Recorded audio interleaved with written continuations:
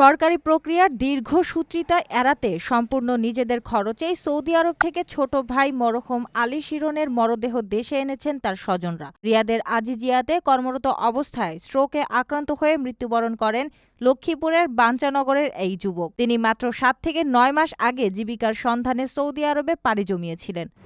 রিয়াদে আজিজিয়াতে 7 মাস হয়ে গেছে। কিভাবে মারা গেল? ডিউটি অবস্থায় স্ট্রোক করছিল।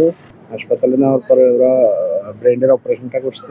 ফজরের পরে তৃতীয় অ্যাটাক হয়েছিল।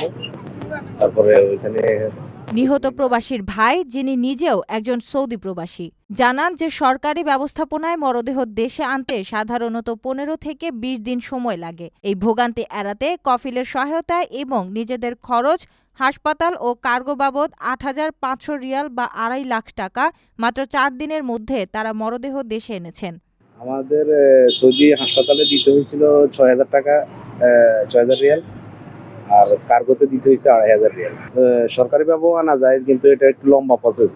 আমরা নিজেরা একটু জলদি আনার জন্য আর কি। স্বজনদের অভিযোগ, প্রবাসে অতিরিক্ত মানসিক চাপ ও কর্মঘণ্টার কারণে তরুণ প্রবাসীদের মধ্যে স্ট্রোকের প্রবণতা বাড়ছে। এছাড়াও সৌদি আরবে সাম্প্রতিক সময়ে কিছু বাংলাদেশি প্রবাসীদের দ্বারা অপহরণ ও অপরাধমূলক কর্মকাণ্ড বাড়ার বিষয়টিও সাক্ষাৎকারে উঠে আসে, যা নিয়ে স্থানীয় প্রশাসন কঠোর অবস্থানে রয়েছে। বাড়িতে অবস্থা খুব খারাপ আর কি। এখন পর্যন্ত আমরা সরকারিভাবে আমাদের নিজেদের উদ্যোগে আনছি।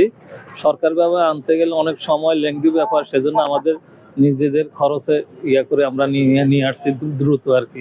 প্রবাসীদের জন্য নির্মাণ হচ্ছে দেশের প্রথম স্মার্ট সিটি, যেখানে থাকছে স্কুল, মসজিদ, হাসপাতাল, সুইমিং পুল, হেলিপ্যাড, জিম, পাঠাগার, সুপারমার্কেট, শিশু পার্ক সহ সকল নাগরিক সুবিধা। মালিকানা শেয়ার মাত্র 5 লাখ টাকা।